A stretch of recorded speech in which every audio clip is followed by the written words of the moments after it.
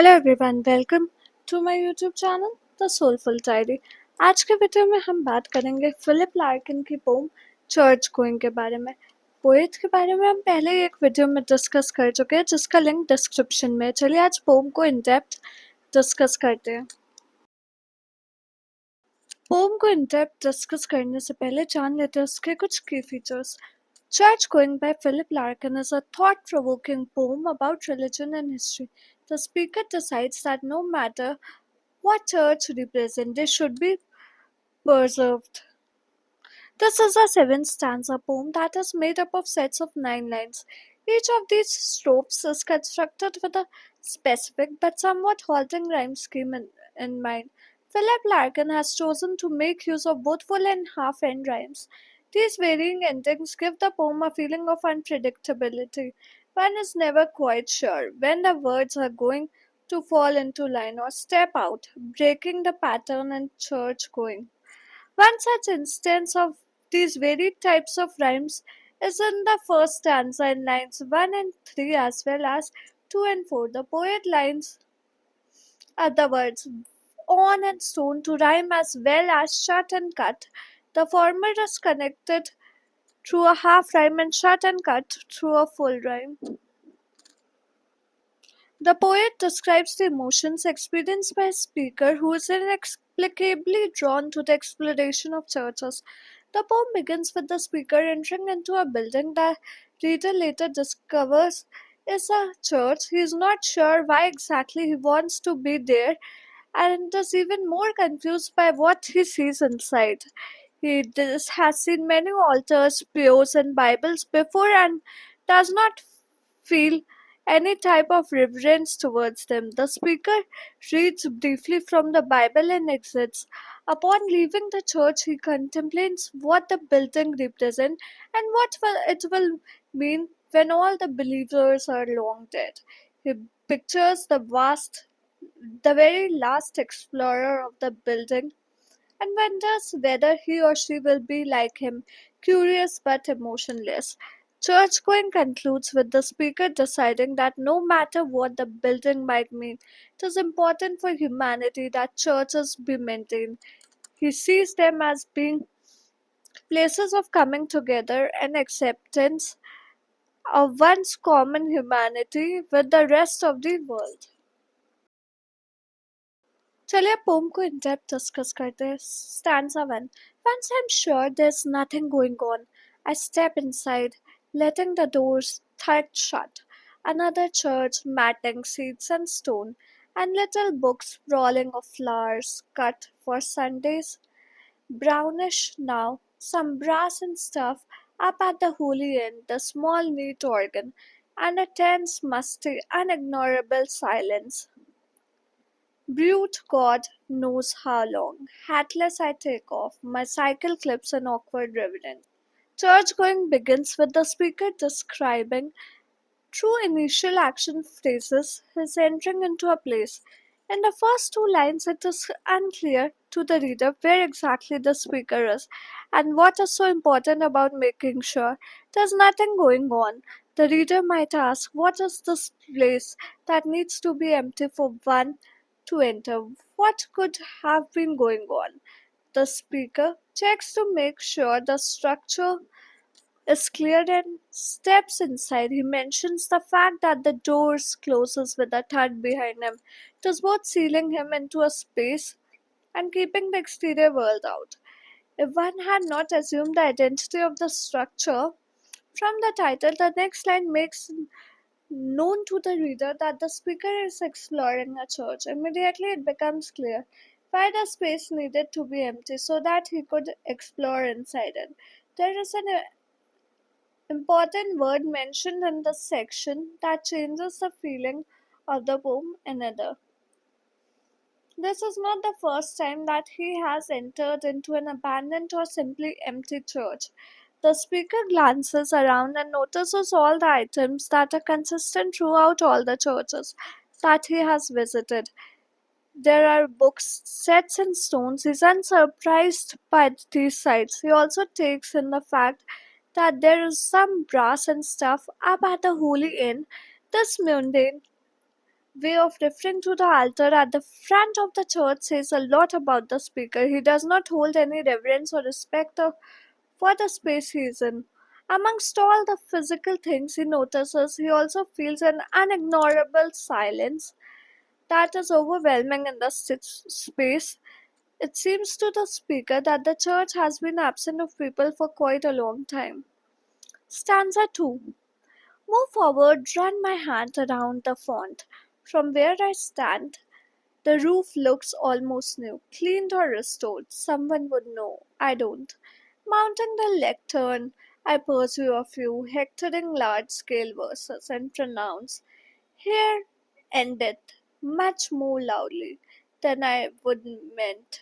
The echo sniggered briefly. Back at the door, I signed a book, donate an Irish sixpence, reflect the places was not worth stopping for. The speaker moves forward to the front of the church and runs his hand over the pews. Once he has made it to the front, he looks around and notices what seem to be complete repairs and restoration done to the roof. This is a curious fact about the space as it is so devoid of people. There is no one there to ask why this is the case. The speaker continues his journey through this religious space and takes to reading from the Bible. He speaks a few large scale verses in an increased volume, spreading the words around the space. His projected voice comes back to him in an echo. This ends his tour of the church and he departs after leaving an Irish sixpence and incredibly small amount of money in the donation box. He came to the conclusion that this place was not worth visiting. Stanza 3. Yet stop I did, in fact I often do, and always end much at a loss like this, wondering what to look for. Wondering too, when churches fall completely out of use, what we shall turn them into, if we shall keep a few cathedrals chronically on show, their parchment plate and PYX in locked cases, and let the rest rent free to reign in shape. Shall we avoid them as unlucky places? The speaker seems to have some kind of inner conflict about his attraction to churches. He knew and knew that there would not be anything new inside, but he stopped anyway.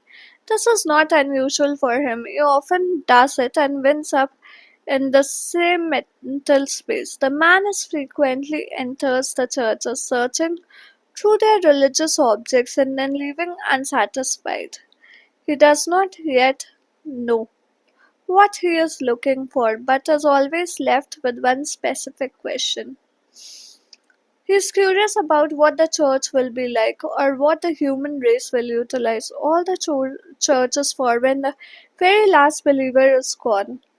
When they have fallen completely out of use, will they be avoided as unlucky places or will the sheep have full reign over their interiors? Stanza 4. Or after dark will dubious women come to make their children touch a particular stone, pick simples for a cancer, or on some advised night see walking a dead one. Fire of some sort will go on, in games and riddles seemingly at random, but superstition like belief must die, and what remains when disbelief has gone? Grass, weedy pavement, brambles, buttress sky. In the fourth stanza of Church Going, the speaker continues his contemplation of what the churches will become when all the religious devoted have passed on. One idea the speaker has about the fate of these places is the continued existence of their power. He considers the possibility that in the future people will still come to them for a variety of spiritual reasons. Mothers might bring their children to touch a particular stone for luck, or perhaps people will come to see the dead walking. He knows that power of some sort will go on even if the traditional religious context is lost. The superstition he knows will surround the place must die as well. One day, even the disbelief of the superstitions will be lost. All that the building will be is grass, brambles, buttressed sky. It will be no more than its walls. Stanza 5. A shape less recognizable each week, a purpose more obscure. I wonder who will be the last, the very last to seek this place for what it was. One of the crew that tap and jot and know what rude lofts were. Some run bibber, randy for antique, or Christmas addict, counting on a whiff of gown and bands and organ pipes and myrrh, or will he be by my representative? As time passes, this conglomeration of architectural elements will fall further into disrepair. It will become less recognizable as the days move forward until its original purpose is completely unknown. The speaker embraces a new question in the stanza. He is considering who the very last believer or pilgrim or seeker of truth will be who enters the building. Will this person even comprehend where he or she is? What he wonders will this man or woman think as the final remnants of a dead religion? The last person he assumes will be the one of the crew who knows what a rude loft is. This is a reference to what is more commonly known as a rood screen. It is a feature of late medieval church architecture that was situated between the chancel and nave at the front of the church. In the final lines of the stanza, the speaker contemplates who this person is. Will there be a Christmas addict or someone who is there solely to seek out organ pipes and myrrh and all the religious ephemera of the church? Later, he considers the option that the seeker will be as is he, someone who is uninformed and unclear of the purpose of religion. Stanza 6. Bored, uninformed, knowing the ghostly silt, dispersed yet tending to this cross of ground through suburb scrub, because it held unsplit so long and equably, what sense is found only in separation, marriage, and birth and death. Thoughts of these for which was built this special shell, for though I have no idea what this accoutred frosty barn is worth, it pleases me to stand in silence here. In the stanza,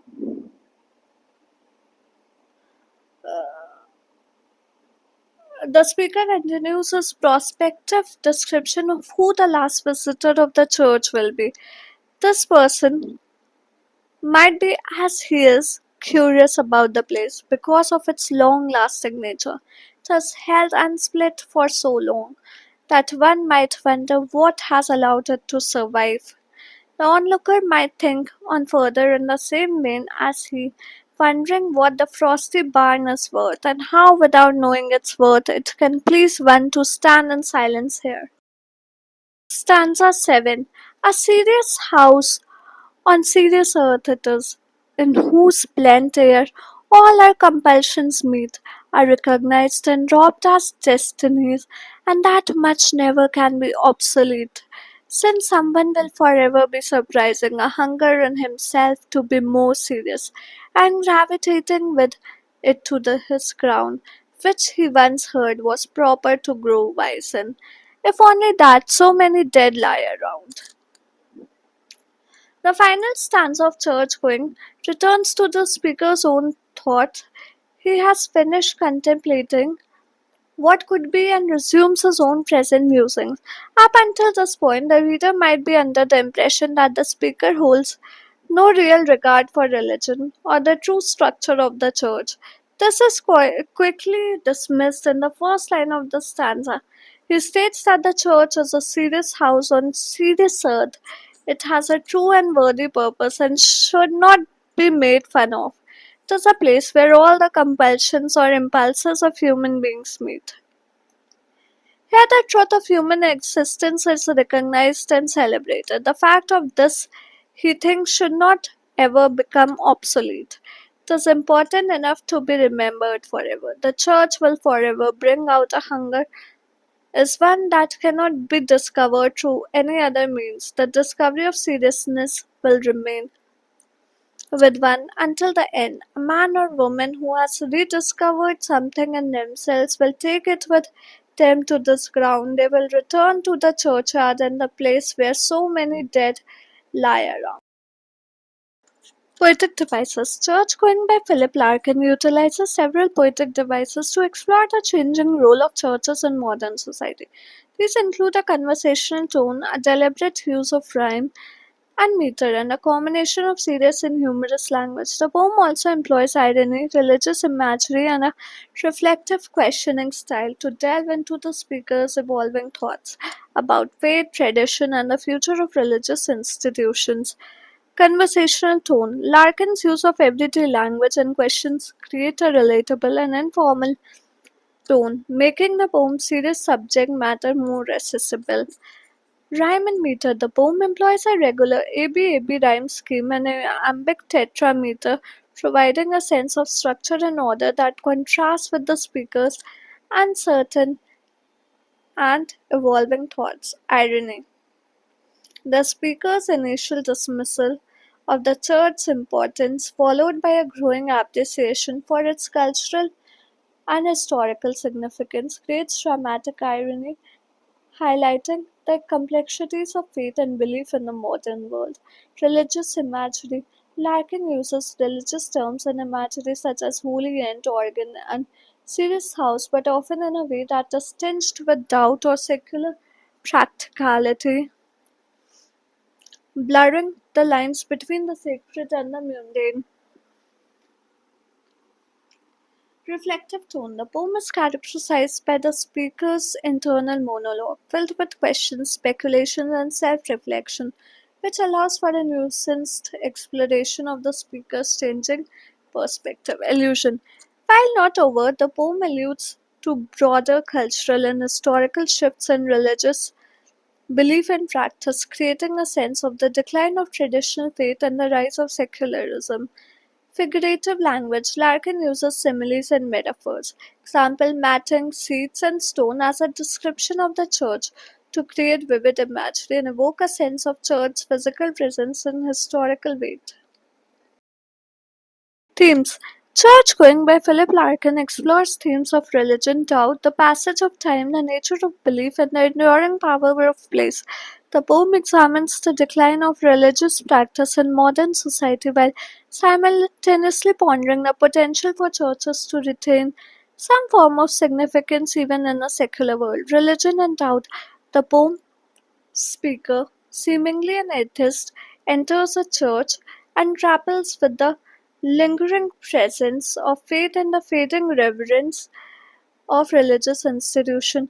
The passage of time. Larkin frequently explores the destructive force of time, and in Church Going, he examines how time impacts both the physical structure of the church and the relevance of religious belief. The nature of belief. The poem questions the nature of faith and the reason why people continue to be drawn to churches, even if they don't adhere to traditional religious doctrines. The power of place. Despite the decline of religious practice, the poem suggests that churches retain a certain power as places of historical and emotional significance, potentially serving as a reminder of life's key events, birth, marriage, death, etc. The unknown future. The poem speculates on the future of churches, wondering if they will be preserved as historical sites, repurposed, or even fall into despair, reflecting a broader uncertainty about the future of religious institutions in modern society. Thank you. I hope आज की video आपको पसंद आई। कैसी लगी हमें comment करके बताएं और हमें ये भी कमेंट करके बताएं कि आप आने वाली वीडियो किस टॉपिक पर देखना चाहते हैं। अगर वीडियो अच्छी लगी तो like share and subscribe to my channel. मिलते हैं कल एक और इन्फॉर्मेटिव वीडियो के साथ शाम 4 बजे। Till then keep watching and keep supporting the soulful diary.